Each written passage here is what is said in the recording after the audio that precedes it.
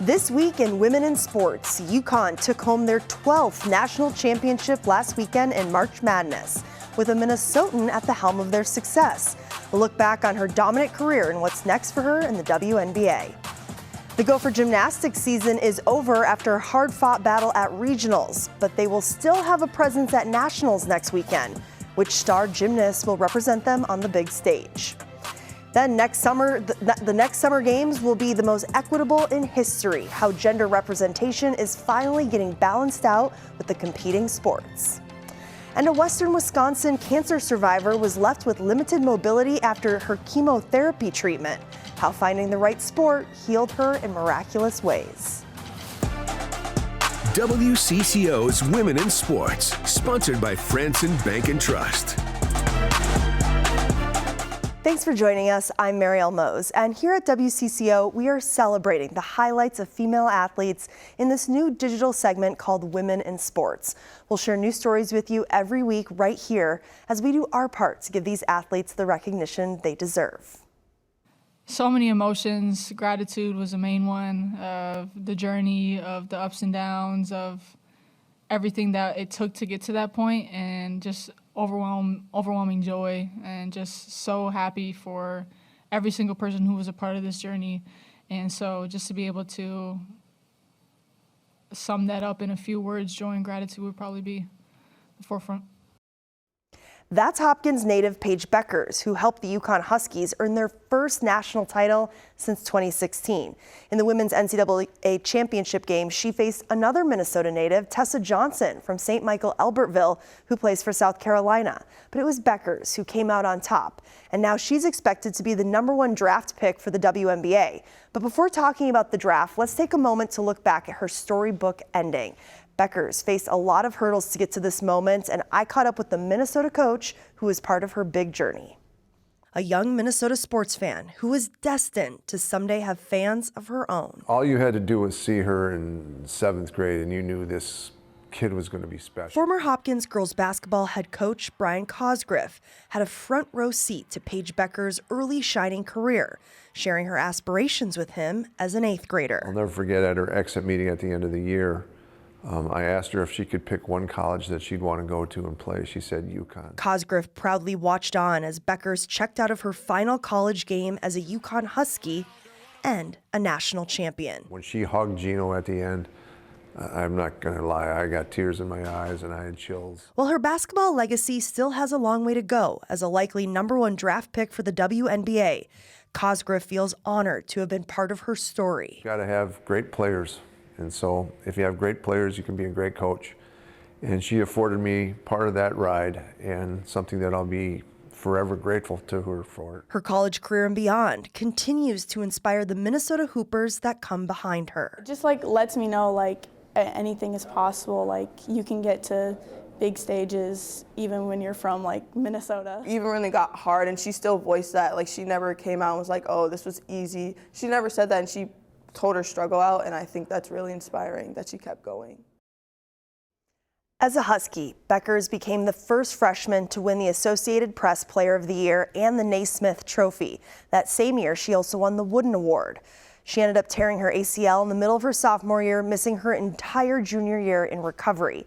But she came back stronger than ever, winning the Big East Player of the Year the last 2 years in a row. And now this, a championship. Congrats, Paige. Well, earlier this week, Bueckers appeared on the Today Show and was asked about the possibility to play with the Dallas Wings, who do have the #1 draft pick.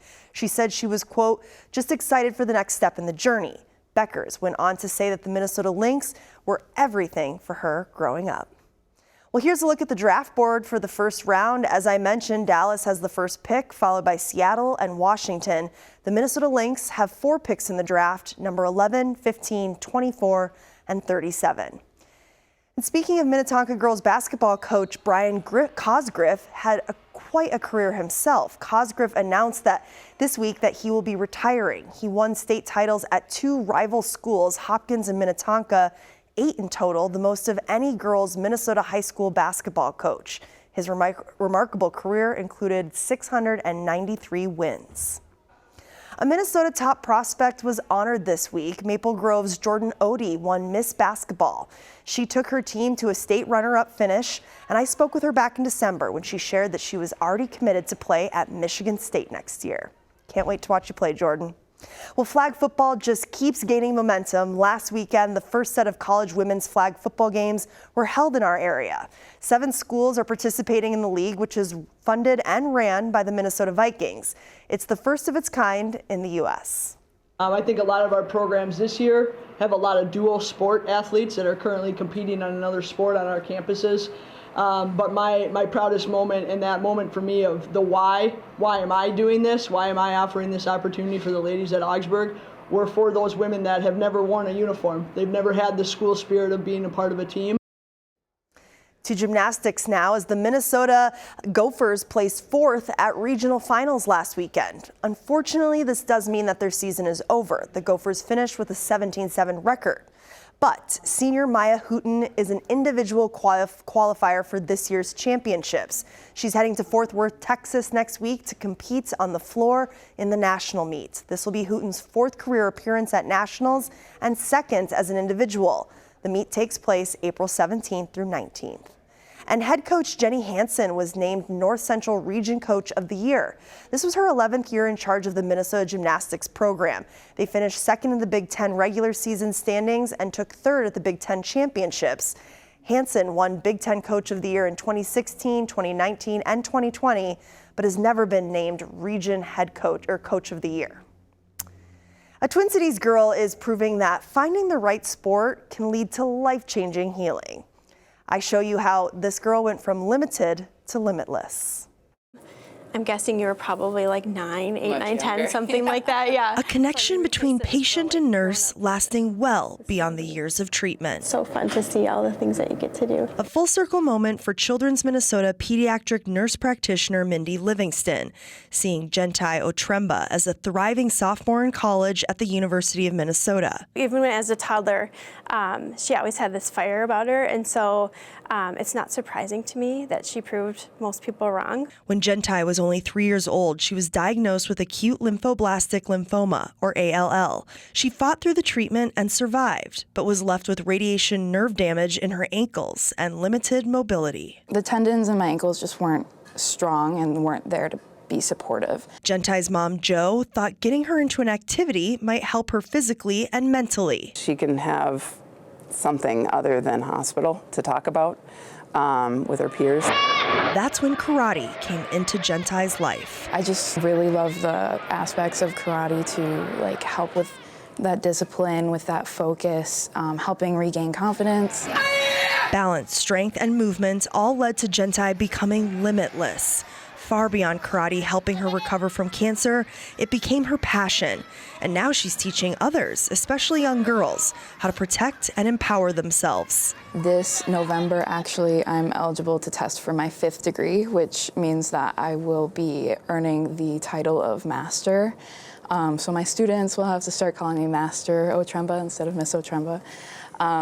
I will be taking that title. Her self-taught physical therapy inspired her care team. I think we were all like, well, this is pretty amazing. We should keep encouraging this. And we do now have several patients that are doing martial arts, and they seem to excel in it. She doesn't take any second for granted. For the first time in history, all team sports at the Olympics will have at least the same number of women's teams as the men's teams. This is a big change for the 2028 Los Angeles Summer Games. Among the biggest additions are a women's flag football event, an additional women's weight category in boxing, 2 additional women's teams in water polo, and expanded mixed events, including archery, golf, gymnastics, and rowing. Plus, there will now be 16 teams in women's soccer compared to the 12 for men. That flips the gender imbalance at the Paris Olympics, which had 16 men's teams and 12 women's. The International Olympic Committee says the decision by its executive board helps push the core quote of athletes for LA to 50.7% women and 49.3% men. Meanwhile, the U.S. and the U.K. could be the next countries to host Women's World Cups. FIFA president told European soccer officials this week the governing body received one expression of interest to host the 2031 event from the U.S. That bid will likely include Mexico. The president also said FIFA has just one valid bid to host the 2035 event from the British member federations. FIFA is scheduled to confirm Women's World Cup hosts next year. The 2027 edition with 32 teams is being hosted by Brazil. If the U.S. wins their bid, the Women's World Cup would return to the U.S. for the first time since the 2003 edition, and the U.S. also hosted in 1999. Well, a grandma from Minneapolis is on the adventure of a lifetime. She's biking across the country while raising awareness in the process. Adam Del Rosso met up with her to find out what it's all about. Donna Minter isn't your average 67-year-old. Good morning, Facebook friends. She's a grandma on a mission. I said, you know, Becky, we are not getting any younger. None of us are. If we're going to do it, we need to do it sooner rather than later. She's been on countless adventures over the years, but there's one she's been wanting to tackle since she was a teenager.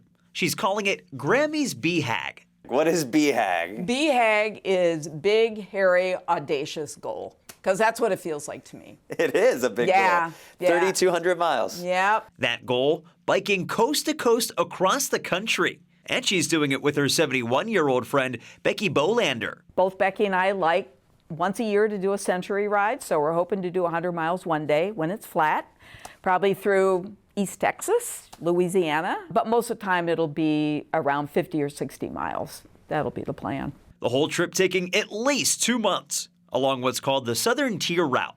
The two dip their bikes in the Pacific Ocean in San Diego April 1st and will eventually end in St. Augustine, Florida come June. What are you kind of most worried about in terms of these challenges? One would be if I had some kind of mechanical difficulty that I couldn't fix. And then, of course, weather.